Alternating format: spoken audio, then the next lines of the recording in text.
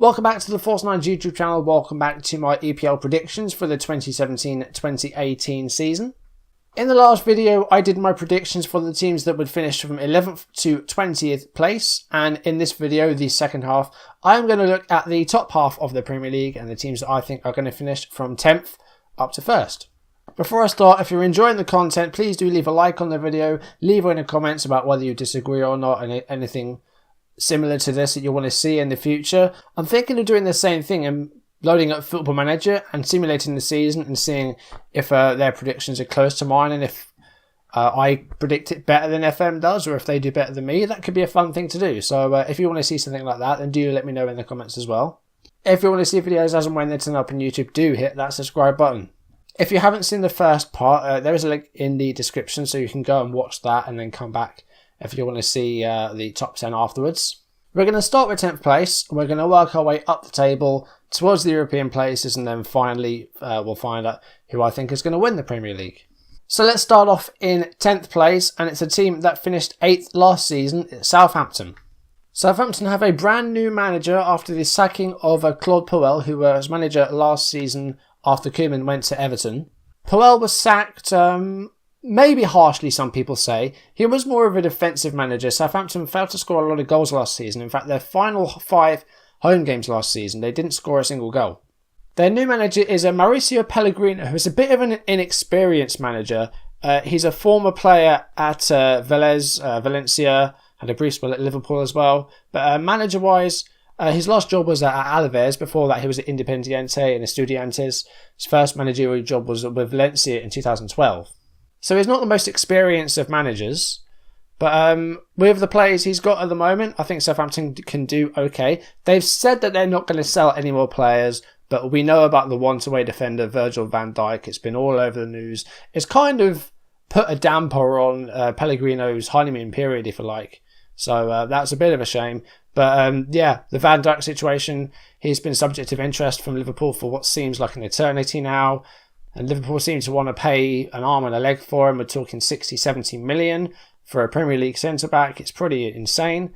It's a continuing trend for Southampton that their key players are always getting sold. Southampton have turned into a selling club. We're talking guys like Ricky Lambert, Luke Shaw, Adam Lallana, Nathaniel Klein, Schneiderlin. All these players that have been incredible for Southampton have left the club. And last season it was Mane and Wanyama that left. Other than the possible exit of Van Dijk, they haven't sold a great deal more. Their most notable departure, Jay Rodriguez, going to West Bromwich Albion for £12 million. Cuca Martina was released at the end of last season. He's gone to Everton, and Cáceres has also gone. Only 2 players signed by Southampton, one being a centre-back, Jan Bednarek from Lech Poznan, the Polish centre-back, for £5 million. No, we'll wait and see if he's good enough to be a regular starter. He's quite young, I think. He's 21 years old, so he may well be someone that comes in straight in, but he may need a bit of time. Who knows? Also, they could break their transfer record with the signing of a Mario Lemina from Juventus. Initial fee of 15.4 million, but that could rise to over 18 million, which would be a club record for the Gabon midfielder. He knows how to win competitions. He's a former Serie A winner, also won an Italian Cup with Juventus. So we know he's capable of winning cups. He may need a bit of time to settle in, much like a lot of Southampton's signings have, like Boufal in the past as well. I think if they can get in a replacement for Van Dijk, or if they can hold on to Van Dijk and maybe keep him happy, they might be okay. I've got him in 10th place. I think they'll just be in the top half. I don't feel like they'll get as high as 8th place. I think like they're going to drop off a little bit. They're not too bad though. The midfield is good. They've got, a good future star for England, James Ward-Prowse, who's the under-21s captain at the moment and must be due a call up to the senior team soon, surely. Not to mention Dusan Tadic, Nathan Redmond's a good attacking player. Gabbiadini was signed in January last season, started fantastically and then suffered a bit of injury and didn't really recover from that. Hopefully with a full season, he can get on and get a good tally of goals for Southampton. If the new signers can adjust well and if Southampton can score, more goals with the new manager Pellegrino, they could do well. But, if they don't replace Van Dijk, if they end up with just Yoshida and Stevens at centre-back, imagine if one of them gets injured, what happens then? It could be a bottom half finish, but I think they will just get into the top 10, but only just. In 9th place, I've gone for the 2015-2016 champions, Leicester. Last season, it was a 12th place finish for Leicester City. Of course, Of course, they sacked Claudio Ranieri halfway through last season. Of course, they were finding themselves just over the relegation zone, and he was sacked in February 2017. Craig Shakespeare, the caretaker manager, was in charge for the rest of the season and did very well. And, the team recovered really well under the new manager. They seemed to kind of lose faith in Ranieri. Their form was terrible, but they picked it up under Craig Shakespeare. Shakespeare signed a 3-year contract as the full-time manager in June, so he is going to be in charge for the foreseeable future. I think there'll be a top-half team this time round. I mean, they could, shock everyone and, do really well again. I mean, if they won it again, imagine that. Imagine the scenes there. But I think the top-half finish should be good. They've had a very strong transfer window. They've done very well. So, well done to them for that. And, they've turned into, potential dark horses again. Who knows? They could be, going towards Europe again, maybe. They had a very good showing in the Champions League, managing to get all the way to the quarterfinals. It's been some journey for Leicester. I mean, they've gone from being fighting for survival to becoming, a good mid-table team last season. 12th place finish isn't bad at all. Their transfer window last season wasn't great. Ziela's not really played a great deal. Kasper Schmeichel's still been the number one. Ahmed Musa has been a very disappointing striker. Slimani's not been fantastic. And Ndidi in the January is probably the best signing they made all of last season, which wasn't too bad. The Nigerian from Genk. They spent their money really well this season. They bought a great centre-back in Harry Maguire, good prospect for England. They bought the former Sevilla captain Vicente Iborra, who's, very experienced and he'll, bring some physicality into that midfield. Iheanacho really wants to make a name for himself. Fantastic prospect. One of the most efficient goal scorers the Premier League's ever seen. So that's a great deal. £25 million for someone who's got a great ton of potential. They've also bought cover in goal in the form of Eldin Jakupovic. The only player to leave for money in the summer for Leicester was a Ron Robert Ziela, who's gone to Stuttgart. As I said, a disappointing season for the German goalkeeper. A number of players released, including the fan favourite of Wasilewski, the Polish centre-back. Also, Michael Caine has been released.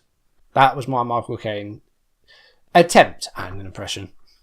Leicester's signings seem to indicate that this may be a bit of a long-term plan for the Foxes. It could be a couple of years before these players really start showing their worth. Shakespeare himself has said that the club's looking into the future when you consider this past summer.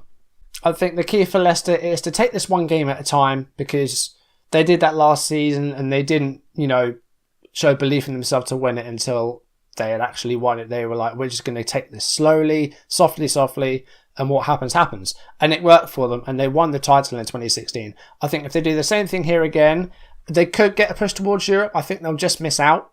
But 9th place is what I've gone with. In 8th place, I've gone for the Hammers, West Ham United.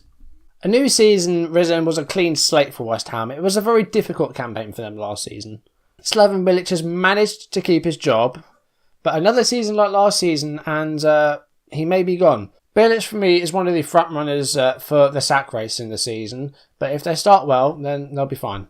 They do have a potential problem though in the fact that their first 3 games are all away, because London Stadium is hosting the World Athletics Championships at the moment, so they won't be able to start their home games until next month.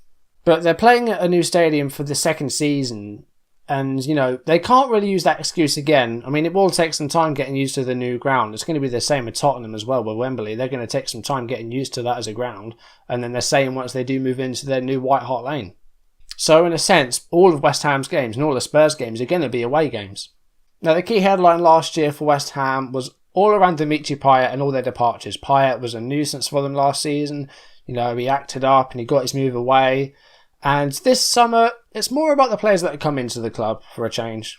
And the players they've brought in all have good experience in the Premier League. Starting with Pablo Zabaleta, very experienced right back from Manchester City.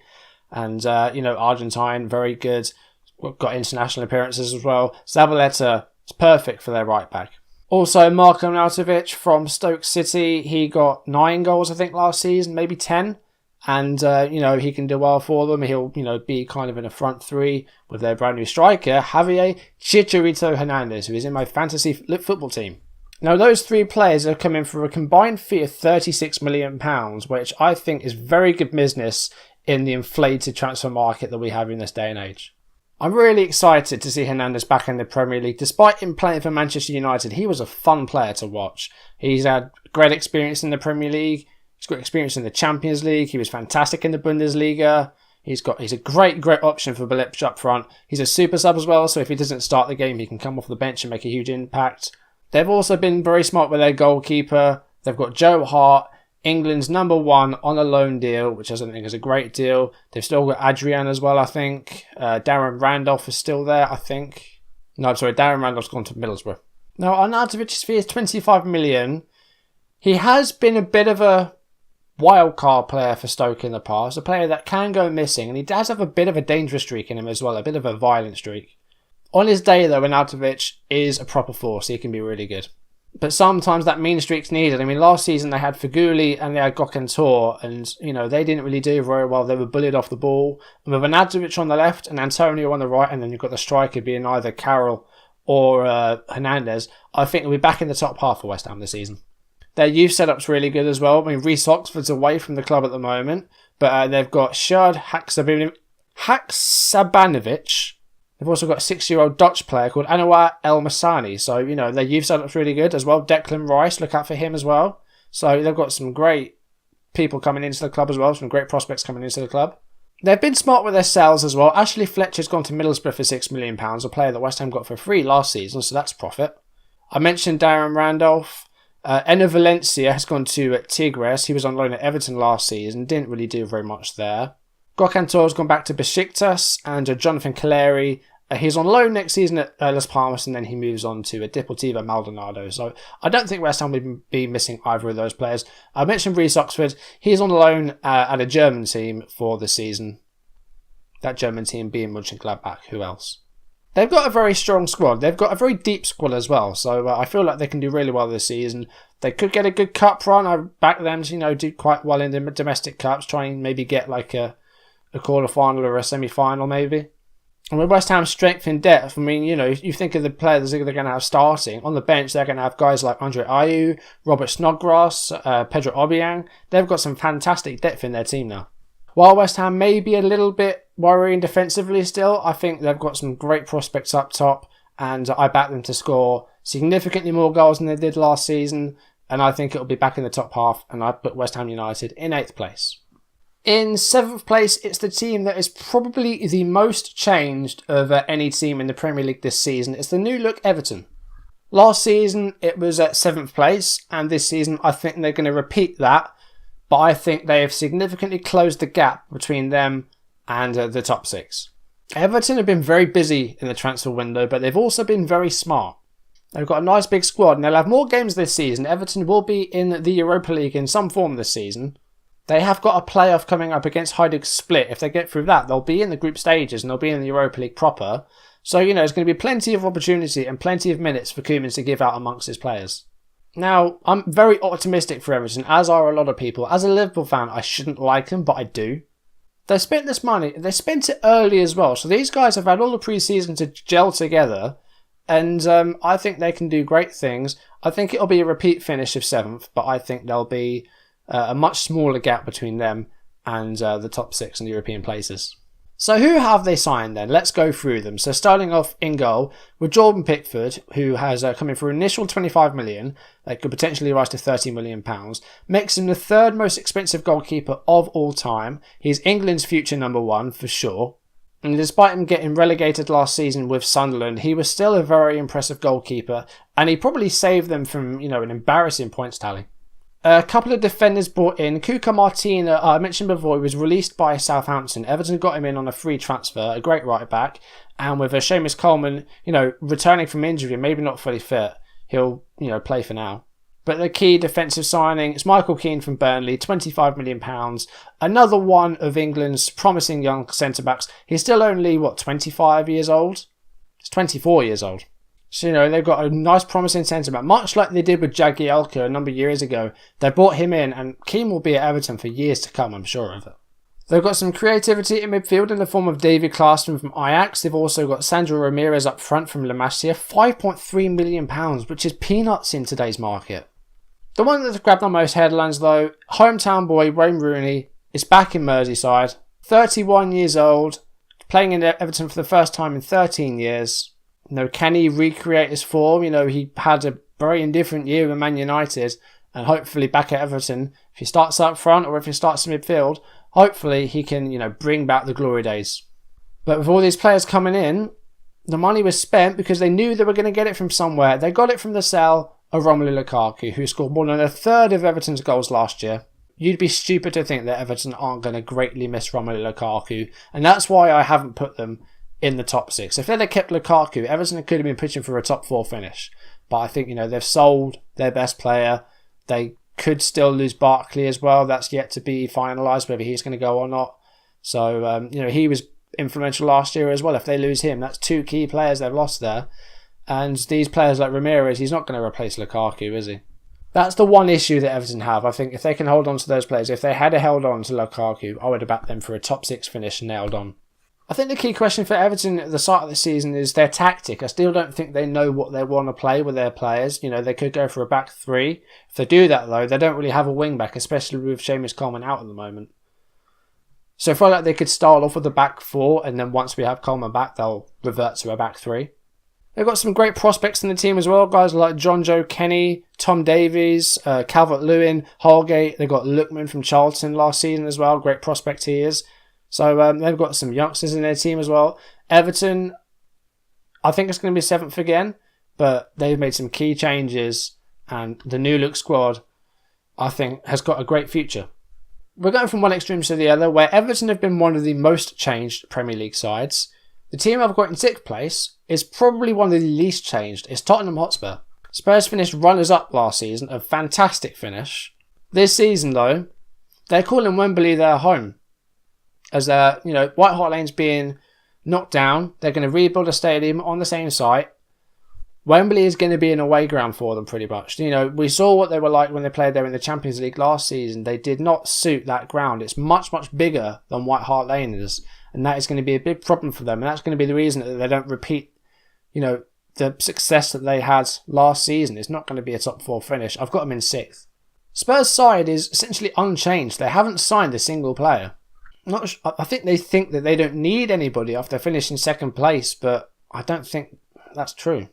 They haven't got a replacement for Kyle Walker, who's left for Manchester City. I mean, they have a very capable right back in Trippier, but can he do the job by himself? Who knows? They've got Champions League football again this season. I think Mauricio Pochettino has a very thin squad at his disposal. Now, last season, their key tactic was a 3-4-2-1 with Danny Rose and Kyle Walker out wide. Walker's left. Danny Rose is injured, and he's trying to force through a move as well to either Chelsea or to a side in the north. That formation it does allow Dele Alli and Eriksen to really create off of Harry Kane as well. I mean, that group of 3 players there, it's still incredible. I mean, Dele Alli won Young Player of the Year for the 2nd time running last season. Harry Kane was top scorer for the 2nd time running last season. That's great, but they haven't replaced Kyle Walker.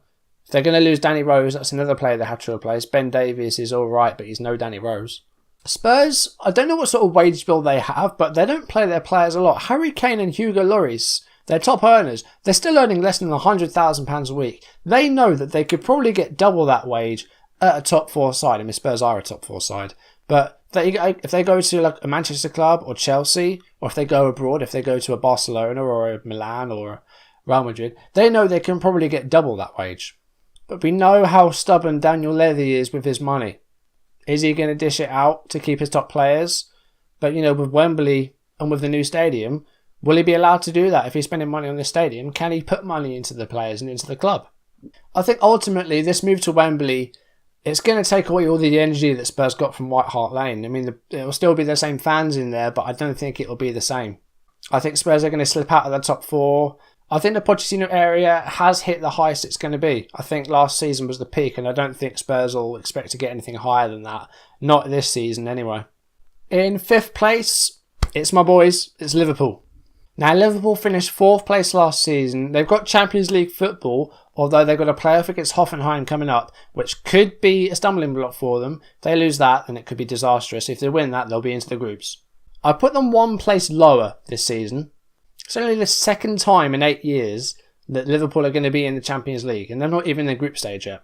I think with that, Liverpool will try their very best to get out of that group, and I think it will harm the league form. And I think it could be a bit of a slow start for Liverpool. I think it will still be top half, but it won't be top 4. And of course, Klopp replaced Brendan Rodgers, and Rodgers had Luis Suarez and very much revolved all of his play around Suarez. But he's not there anymore, and Jurgen Klopp seems to be doing that with a number of players, with Philippe Coutinho, who may or may not be going to Barcelona, with Mane, with Bobby Firmino seems to be playing as an out-and-out striker this season. He's got Mohamed Salah on the wing as well. They play sort of the other side of Mane as well. But the question has to be asked about the defence. They've not addressed the key weakness in the squad, and that is the defence. And we were on August 11th as a recording this. Virgil van Dijk hasn't been signed. Is one player going to improve the whole defence? Are we going to not concede more than 50 goals with that one player? I mean, he's a presence, but can he lead the defensive line? It remains to be seen. I feel like the defence has been an issue since the end of Benitez's tenure. I mean, this is through the Hodgson days and the Dalglish era. We're talking like almost 10 years now that this defending and set pieces has been Liverpool's weak point, and it's never been fully addressed. But let's have a look at who they have brought in then. They've gone for a high-risk, high-reward strategy. They've spent money. Not a great deal, not as much as they have done in the past, but Mohamed Salah is one player they've brought in, the former Chelsea winger. He didn't do so well with Chelsea, but at Roma he did really, really well. He's been brought in for a club record. I think it's, well, not quite a club record. I think it was just below £35 million. But I feel like they've focused on 2 targets and haven't looked at alternatives, those being Virgil van Dijk and Naby Keita of Leipzig. Now, the Van Dijk situation is still ongoing. Now, they had to kind of backpedal a little bit because they were accused of tapping up Virgil van Dijk, and they had to kind of come away from it, but they've come back in. With Naby Keita, Leipzig are insisting that he's not for sale, and we seem to be complaining. We're doing the same thing because Barcelona are offering £90 million for Coutinho. It's just like a revolving door. It's an ongoing effect, because Southampton was the same thing as well. We were off the Southampton players. They were getting upset. We're getting upset because Barcelona are trying to buy our key player, and then Barcelona are getting upset because PSG are offering £200 million to sign Neymar. So the Coutinho saga will continue. He has apparently handed in a transfer request. I don't know if that's true or not. I think a family member said it, so that could mean nothing. But in terms of people that have officially left the club, Lucas Leiva has been a popular figure at Anfield for 10 years. He has left the club. He's joined Lazio for £5 million. He had some ups, he had some downs, but he was one of the most loyal and most devoted players Liverpool have had in a long time. Other players they've signed, they've got Dominic Solanke from Chelsea. That will be decided by a tribunal. He's a great striker, very young. And also Andrew Robertson, left back from Hull for £8 million. I've yet to see him play, but Moreno seems to be out of favour with Jurgen Klopp. It remains to be seen whether James Milner will stay at left back or if he will move to central midfield. If he does, I don't see him being a starter in central midfield. I think the 3 of Chan, Henderson and Wijnaldum will be favoured over Milner. So I don't know. And then if Milner's not playing, who takes penalties? Firmino's been taken in pre-season, so it seems like he's being trusted with that key striker role. Other departures, nothing massive. Alex Manning is retired, and we never saw him play. Andrew Wisdom's gone permanently to Derby County for £2 million. And Kevin Stewart's gone to Hull for £4 million, a player that showed promise but never really delivered. Now, the nightmare for Liverpool would be to finish behind Everton. It's entirely possible. But I think, they've got some great players up top. If they have Sturridge fit all season, he can be remarkable. I hope Origi comes through this year. It's not really clicked for him yet. With 2 wide players in Mane and Salah, I feel like they can be fantastic. If Coutinho stays, hopefully he continues to deliver. If that all goes well, then Liverpool could find themselves in the top 4 again. I think they will just miss out, though. It's sad for me to say, as a Liverpool fan, I'm trying to be as unbiased as I can. I don't think we're going to get top 4 this season. So that just leaves the top 4 then. There's 4 teams left, so you know who's in it, but what order are they in? This was very difficult for me to pick. So in 4th place, it's Arsenal. Now, Arsene Wenger has signed a new deal. There's, the uncertainty's gone whether or not he was going to sign it. He has. So that story's over. But the stories continue with Ozil and Sanchez, who are in the last years of their contracts. So there's still a cloud of uncertainty over the Emirates Stadium, but it's about 2 of their key players, the assist king Ozil, and their, I believe, top scorer last season, Sanchez. Yeah, of course it was. 24 league goals for Sanchez last season. Now, Arsenal missed out on the top 4 last season, so this is uncharted territory for Arsene Wenger. No Champions League football. Instead, they've got the Europa League. Haven't played in it since 1999-2000. And yet, a team that's not in the top 4 have managed to sign Alexandre Lacazette, £55 million. He's not played in the Premier League. He plays in Lyon for Ligue 1 previously, which isn't a very strong league compared to the Premier League. But Lacazette, he could be, the striker that Arsenal needs. Giroud's okay. He gets a lot of flack, sometimes unfairly. He could be the kind of player that they've been needing since they lost Robin van Persie. Maybe just as good a signing is Kolasinac. I really rate him. He was a free transfer from Schalke. The Bosnian left-back could be a really good defender for them. I mean, left-back means that he'll kind of play in place of Monreal, maybe on the left of a back three if they go with the 3 at the back. He's a very strong player, and I rate him very highly. I think he's very good. No massive departures for Arsenal. They've sent a few players out on loan, including Mark Boller, Asano and Martinez. Yaya Sanogo was released on a free transfer. He's gone to Toulouse. And Wojciech Szczesny has gone to Juventus for an undisclosed fee, which seems to be about £10 million. So they've not lost a great deal of players, but then, you still got the futures of Sanchez and Ozil in question, so that could change. Now, Sanchez and Ozil do stay. I mean, that partnership with them two and Lacazette could be fantastic, and Arsenal could find themselves scoring for fun this season. And I think their defending might be good as well. If they switch to a back 3, it worked at the end of last season. It helped them win the FA Cup. So that could be a really strong thing for them. I think they'll break back into the top 4, but only just.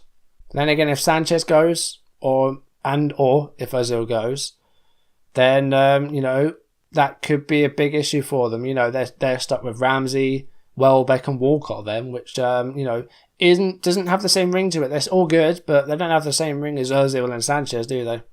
In third place, it's probably the team that I had the most difficulty placing. It's the reigning champions, Chelsea.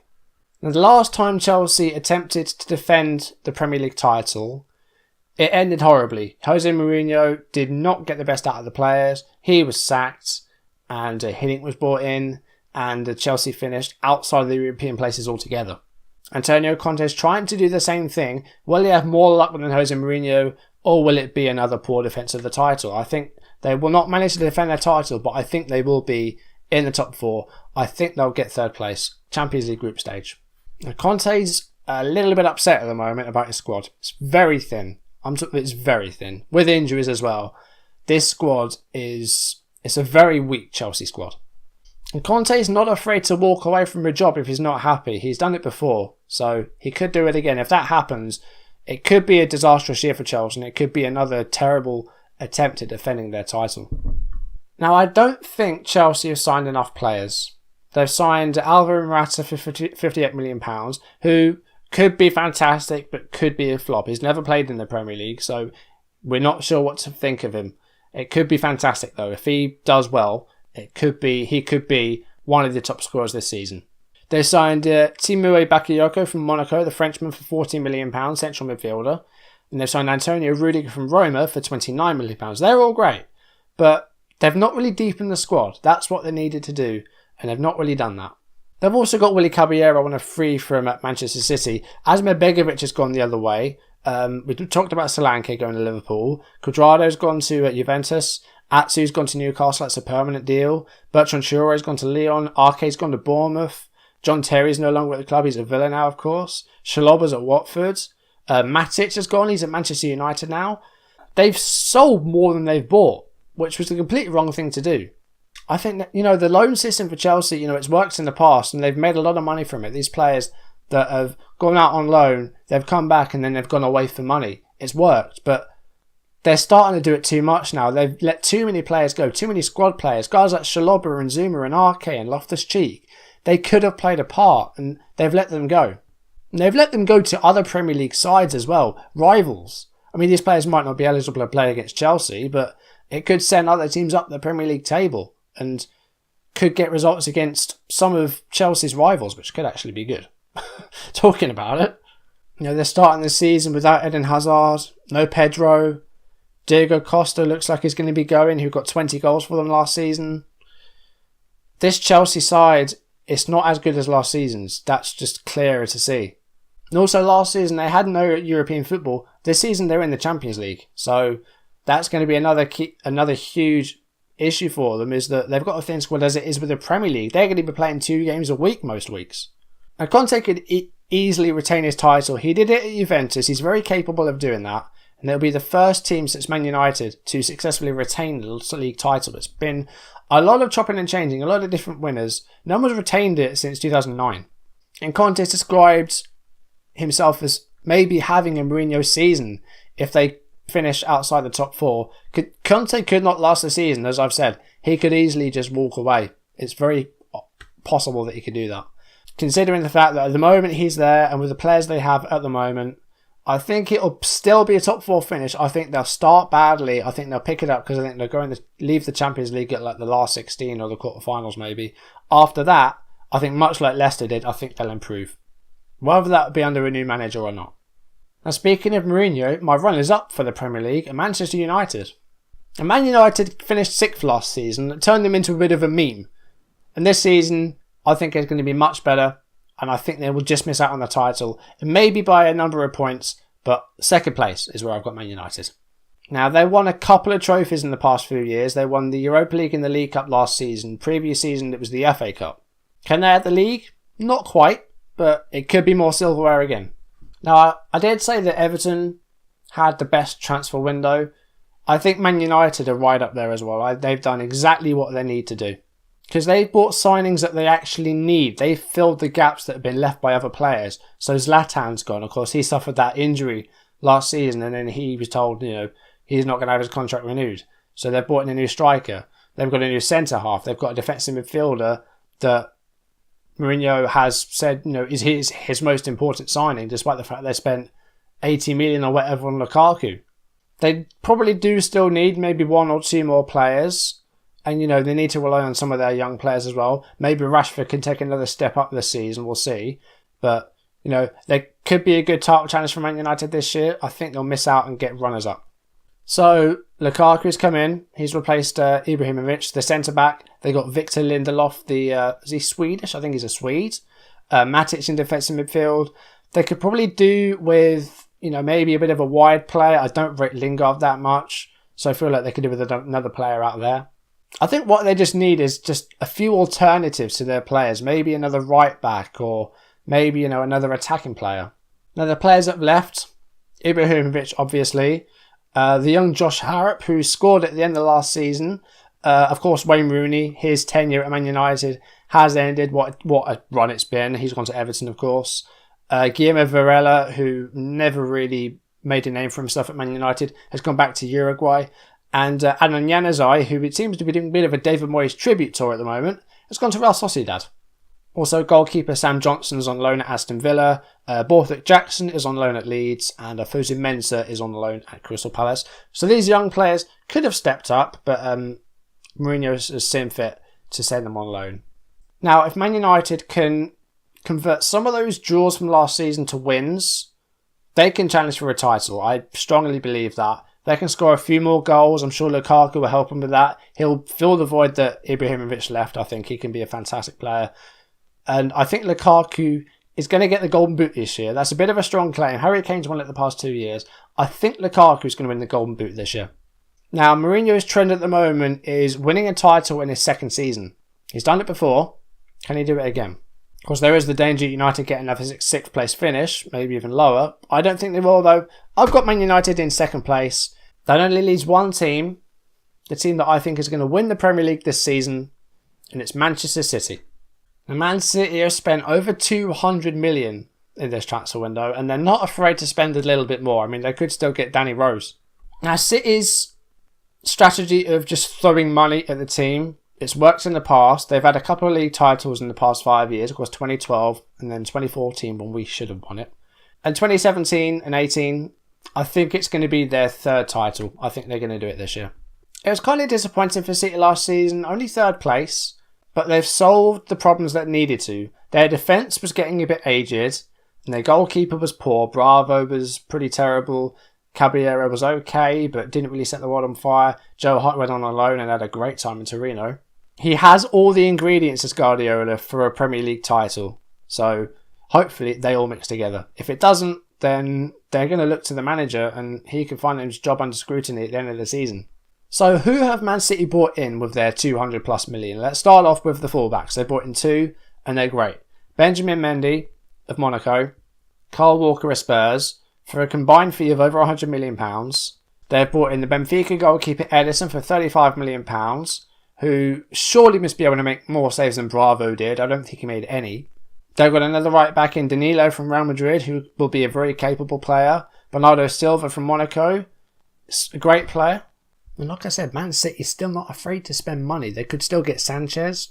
They could get Mbappe if Barcelona don't get him or PSG don't get him. Mbappe could be a potential signing. So who have they sold? Kolarov's gone, Zabaleta's gone, Clichy and Sanya, all fullbacks. So, they've done the right thing there. They've gotten rid of the weak players in the squad, the players that are getting on a bit. Joe Hart's gone back on loan to West Ham. Fernando's left. Inacho's left. Still trying to find places for Nasri, for Mangala and Denea, players that probably are surplus to requirements. Still got Vincent Kompany. If he stays fit, then he can really command that defence and they can do great things. If he's not there, though, I feel like they are going to struggle, especially with Stones and Otamendi. You know how much of a liability they've been in the past. I think with their full-strength team, I think Man City do have the strongest team in the Premier League. I think that's a cert now. No, Aguero is still fantastic. Sane's got a great future. Sterling's been doing well. Silva can still produce stuff. De Bruyne is fantastic. I think they've got the strongest squad in the Premier League. And I think they will have a bit more luck this season with injuries. I think if Kompany can stay fit, they'll be fantastic at the back. So I've got Man City as my 2017-2018 Premier League champions. And that's it. That's all 20 teams covered. So you can see the table on screen now. Let me know if you agree with it or not in the comments below. Make sure to leave a like on the video if you enjoyed it. And if you want to see videos as and when this is up on YouTube, please hit that subscribe button. And I'll see you very soon for some more Football Manager content. I took a few days away to try and set this up and record this. I thought it would be a nice different video. We'll be back with Big Bad Wolfsburg probably on Monday. So I will see you then. Thank you for watching. I'll see you soon. Goodbye.